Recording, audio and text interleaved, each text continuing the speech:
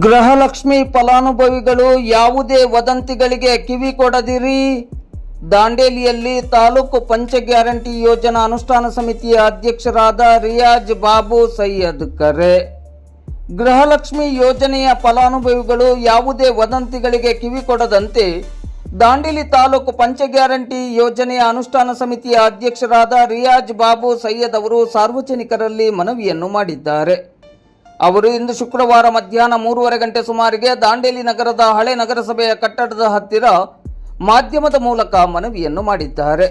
ಹಳೆ ನಗರಸಭೆಯ ಕೊಠಡಿಯಲ್ಲಿರುವ ಕಂಪ್ಯೂಟರ್ ಕೇಂದ್ರದಲ್ಲಿ ಗೃಹಲಕ್ಷ್ಮಿ ಯೋಜನೆಯ ಫಲಾನುಭವಿಗಳಿಗೆ ಸಂಬಂಧಿಸಿದಂತೆ ಯಾವುದೋ ಸಾಮಾಜಿಕ ಜಾಲತಾಣದಲ್ಲಿ ಬಂದ ಮಾಹಿತಿಗೆ ಅನುಗುಣವಾಗಿ ಅಪ್ಡೇಟ್ ಮಾಡುವ ನಿಟ್ಟಿನಲ್ಲಿ 50-60 ರೂಪಾಯಿ ಪಡೆದುಕೊಂಡು ಈಗಾಗಲೇ ಸರ್ಕಾರದಿಂದ ನೀಡಲಾಗಿರುವ ಗೃಹಲಕ್ಷ್ಮಿ ಯೋಜನೆಯ ಮಂಜೂರಾತಿ ಪತ್ರವನ್ನು ಮತ್ತೆ ಮುದ್ರಿಸಿ ಲ್ಯಾಮಿನೇಷನ್ ಮಾಡಿಕೊಡುತ್ತಿರುವುದು ಸರಿಯಲ್ಲ. ಇದು ಸುಳ್ಳು ವದಂತಿಯಾಗಿದ್ದು ಜನ ನಂಬಬಾರದು.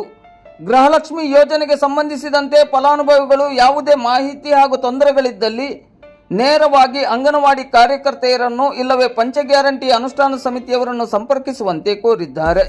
ಈ ಸಂದರ್ಭದಲ್ಲಿ ಮಾಜಿ ನಗರಸಭಾ ಸದಸ್ಯರಾದ ಫಿರೋಜ್ ಖಾನ್ ಬಾಲೆಖಾನ್, ಪಂಚ ಗ್ಯಾರಂಟಿ ಯೋಜನೆಯ ತಾಲೂಕು ಅನುಷ್ಠಾನ ಸಮಿತಿಯ ಸದಸ್ಯ ರೇಷ್ಮಾ ಮೇಟ್ಗುಡ್ ಮತ್ತು ಅಂಗನವಾಡಿ ಕಾರ್ಯಕರ್ತೆ ಮಂಜುಳಾ ನಾಯರ್ ಉಪಸ್ಥಿತರಿದ್ದರು. ಎಲ್ಲ ದಾಂಡೇಲಿ ನಮ್ಮ ತಾಲೂಕಿನ ಗೃಹಲಕ್ಷ್ಮಿ ಯೋಜನೆಯ ಫಲಾನುಭವಿಗಳಿಗೆ ಇವತ್ತಿ ಮೀಡಿಯಾ ಮುಖಾಂತರ ತಿಳಿಸೋದೇನೆಂದರೆ, ಗೃಹಲಕ್ಷ್ಮಿ ಯೋಜನೆಯ ಪ್ರತಿ ತಿಂಗಳ ಗೃಹಿಣಿ, ಹಿರಿಯ ಗೃಹಿಣಿ ಅವರಿಗೆ ಸಿಗುವಂಥ ಫಲಾನುಭವಿಗೆ 2,000 ರೂಪಾಯಿ ಪ್ರತಿ ತಿಂಗಳ. ಇದನ್ನು ಕೆಲವೊಂದು ತಾಂತ್ರಿಕವಾಗಿ ಇಂಟರ್ನಲ್ ಇಲಾಖೆಯವರು ಆಂತರಿಕವಾಗಿ ವಿಚಾರಣೆ ಮಾಡುವಾಗ 2-3 ತಿಂಗಳ ಹಣ ಬರಲಿಲ್ಲ. ಬಹುತೇಕ ಒಂದು ವಾರದಲ್ಲಿ ಪ್ರಾರಂಭ ಆಗ್ತೈತಿ. ಒಂದು ವಾರದಲ್ಲಿ ಅವ್ರಿಗೆ ಖಾತೆಗೆ ಹಣ ಜಮಾ ಆಗ್ತೈತಿ. ಈಗಾಗಲೇ ನಮ್ಗೆ ತಿಳಿದಂಥ ಮಟ್ಟಿಗೆ ನಮ್ಮ ಉತ್ತರ ಕನ್ನಡ ಜಿಲ್ಲೆಯಲ್ಲಿ ಅಂಥ ಯಾವುದೂ ಡಬಲ್ ಆಗಲಿ ಅಥವಾ ಡೂಪ್ಲಿಕೇಟ್ ಆಗಲಿ ಇಂಥವು ಯಾವುದೂ ಫಲಾನುಭವಿ ಸಿಗಲಿಲ್ಲ. ಆದ ಕಾರಣ ನಾವು ಇವತ್ತು 100% ಹೇಳ್ತೇವೆ, ಎಷ್ಟು ಫಲಾನುಭವಿದೆ ಅವ್ರಿಗೆಲ್ಲರಿಗೂ ಹಣ ಒಂದು 4-5 ದಿವಸದಲ್ಲಿ ಅಥವಾ ಒಂದು ವಾರದಲ್ಲಿ ಸಿಗುವಂಥದ್ದು ವ್ಯವಸ್ಥೆ ಆಗಿದೆ. ಮೊನ್ನೆ ನಮ್ಮ ಜಿಲ್ಲಾ ಅಧ್ಯಕ್ಷರಾದ ಸತೀಶ್ ನಾಯ್ಕ್ ಸಾಹೇಬರು ಪ್ರೆಸ್ ಮೀಟ್ನೂ ಮಾಡಿದ್ದಾರೆ. ಪ್ರೆಸ್ ಮೀಟ್ನೂ ಮಾಡಾಗಿದೆ. ಅದಕ್ಕಾಗಿ ಈ ಥರ ಯಾವುದು ಅಪ್ಡೇಟ್ ಮಾಡಬೇಕು, ಇದಕ್ಕೆ ಹೋಗಬೇಕು, ಅದು ಗೃಹಲಕ್ಷ್ಮಿದು ಈಗ ಮತ್ತೆ ಅರ್ಜಿ ಹಾಕಬೇಕು, ಇಂಥವೆಲ್ಲ ಸುಳ್ಳು ಫೇಕ್ ಬೋಗಸ್. ಇದಕ್ಕೆ ತಾವು ಯಾರೂ ತಲೆ ಕೆಡಿಸ್ಕೊಳ್ಳೋಕೆ ಹೋಗಬೇಡ್ರಿ.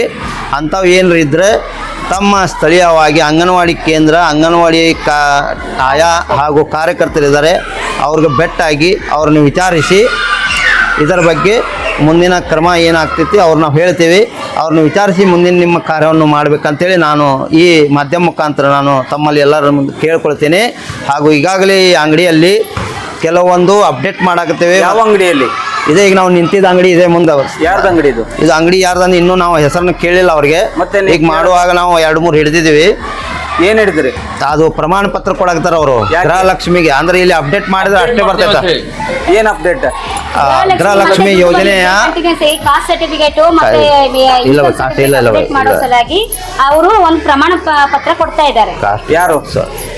ಇಲ್ಲಿಂದ ಅದು ಏನೋ ಯೂಟ್ಯೂಬ್ ಅಲ್ಲಿ ನೋಡ್ಕೊಂಡು ಅದನ್ನ ಡೌನ್ಲೋಡ್ ಮಾಡ್ಕೊಂಡು ಅವ್ರು ಅದರಲ್ಲಿ ಅಪ್ಡೇಟ್ ಮಾಡಿ ಕೊಡ್ತಾ ಇದ್ದಾರೆ. ಅವರು ಪ್ರಮಾಣ ವಚನ ಒಂದು ಬಾಂಡ್ ಮಾಡಿ ಕೊಡ್ತಾ ಇದ್ದಾರೆ, ಲೆಮಿನೇಷನ್ ಮಾಡಿ. ಅವರು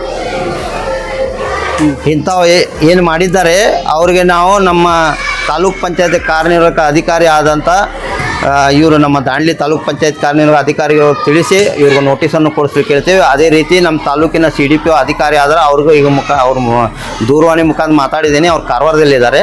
ಅವರು ಸಹ ಹೇಳಿ ನಾಳೆ ಇಲ್ಲಿ ಸ್ವಲ್ಪ ವಿಸಿಟ್ ಮಾಡಿ ಇಲ್ಲಿ ಇವ್ರಿಗೆ ಅವರಿಂದನೂ ಸಹ ಒಂದು ನೋಟಿಸನ್ನು ಕಳಿಸ್ತೀವಿ. ಯಾಕೆ ಕೊಟ್ಟರೆ ನೀವು, ಯಾರು ಈ ಥರ ಮೇಲೆ ಕೊಟ್ಟಿದ್ದೀರಿ ಅಂತ ಯಾವುದೂ ಸರ್ಕಾರದ ಆದೇಶ ಆಗಲಿ ಅಂತ ಯಾವುದೂ ಇದು ಆರ್ಡರನ್ನು ಇನ್ನೂ ಬಂದಿಲ್ಲ.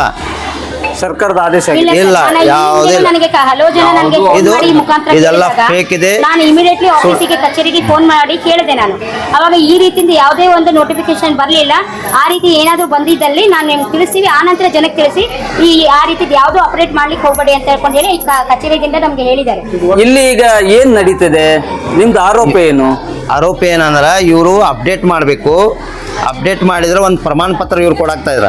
ಗೃಹಲಕ್ಷ್ಮಿ ಹಣ ಯಾರಿಗೆ ಬರ್ತದ ಗೃಹಲಕ್ಷ್ಮಿ ಫಲಾನುಭವಿಯವರಿಗೆ ಇವರು ಕಾಲ್ ಮಾಡಿ ಅಥವಾ ಮೆಸೇಜ್ ಕೊಟ್ಟು ಹಾಂ ಕಾ- ತಡೀರಿ ಗೃಹಲಕ್ಷ್ಮಿ ಫಲಾನುಭವಿಗಳಿಗೆ ಇಲ್ಲಿಗೆ ಕರೆಸಿ ನಿಮ್ದು ಅಪ್ಡೇಟ್ ಮಾಡಬೇಕು ಅಂತ ಹೇಳಿ ಸರ್ಟಿಫಿಕೇಟ್ ಯಾವುದೋ ಒಂದು ಪ್ರಮಾಣ ಪತ್ರವನ್ನ ಕೊಡುವ ಒಂದು 50 ರೂಪಾಯಿ ಎಷ್ಟು 60 ರೂಪಾಯಿ 50-60 ರೂಪಾಯಿ. 10 ರೂಪಾಯಿ 60 ರೂಪಾಯಿ ತಗೊಂಡು ಒಂದು ಪ್ರಮಾಣ ಪತ್ರ ಇವ್ರು ಕೊಡ್ಲಿಕತ್ತಾರೆ ಅಂತ ಯಾವುದು ಸರ್ಕಾರ ಆದೇಶನೂ ಏನು ಮಾಡಿಲ್ಲ. ಪ್ರಮಾಣ ಪತ್ರ ಕೊಡ್ತಿದ್ದಾರೆ? ಇದು ಗೃಹಲಕ್ಷ್ಮಿ ಮಂಜೂರಾತಿ ಪತ್ರ. 2,000 ರೂಪಾಯಿ ನೀವು ಗೃಹಲಕ್ಷ್ಮಿಗೆ ಅರ್ಹರಿದ್ದೀರಿ ಅಂತೇಳಿ ಇವರು ಪ್ರಮಾಣ ಪತ್ರ ಕೊಟ್ಟಾಗಿದೆ ಅದು ಆಲ್ರೆಡಿ ಕೊಟ್ಟಾಗಿದೆ. ಫಸ್ಟ್ ಈಗ ಕೊಟ್ಟಾಗಿದೆ, ಅದನ್ನೇ ರಿಪೀಟ್ ಕೊಡ್ತಾ ಇದ್ದಾರೆ ಇವರು. ಇವ್ರು ಕೊಟ್ಟಾರೆ. ಅದಕ್ಕೆ ಯಾವುದೂ ಅವಶ್ಯಕತೆ ಇಲ್ಲ. ಯಾರ್ದು ಹಣ ಈಗಾಗಲೇ ಬರ್ತಾ ಇದೆ ಅವ್ರಿಗೆ ಅವಶ್ಯಕತೆ ಇಲ್ಲ. ಆದರೆ ಇವರು ನಾವು ಮತ್ತೊಮ್ಮೆ ಇಲ್ಲಿಂದ ಪ್ರಮಾಣ ಪತ್ರ ಕೊಟ್ಟರೆ ಬರ್ತೈತೆ ಅಂಥೇಳಿ ನಮ್ದು ಯಾವುದೂ ಇಲಾಖೆಗೆ ಇನ್ಫಾರ್ಮೇಷನ್ ಎಲ್ಲ ಏನೆಲ್ಲ ಇವ್ರು ಕೊಡ್ತಾ ಇದ್ದಾರೆ. ಹಾಗಾಗಿ ನೀವೀಗ ಗೃಹಲಕ್ಷ್ಮಿ ಫಲಾನುಭವಿಗಳಿಗೆ ನೀವು ಏನು ಮನವಿಯನ್ನ ಮಾಡ್ತಿದ್ದೀರಿ ಅಂತ ಹೇಳಿದ್ರೆ, ಗೃಹಲಕ್ಷ್ಮಿ ಫಲಾನುಭವಿಗಳು ಗೃಹಲಕ್ಷ್ಮಿ ಯೋಜನೆಗೆ ಸಂಬಂಧಪಟ್ಟಂತೆ ಯಾವುದೇ ಮಾಹಿತಿ, ಯಾವುದೇ ವಿಚಾರಗಳ ಬಗ್ಗೆ ಸಂಪರ್ಕ ಅಂಗನವಾಡಿ ಶಿಕ್ಷಕರು ಅಥವಾ ಸಿಡಿಪೋ ಇಲಾಖೆಯನ್ನೇ ಸಂಪರ್ಕಿಸಬೇಕು ಎನ್ನುವಂಥದ್ದು. ಹೌದು. ಯಾಕಂದ್ರೆ ತಮ್ಮ ಹೆಸರು?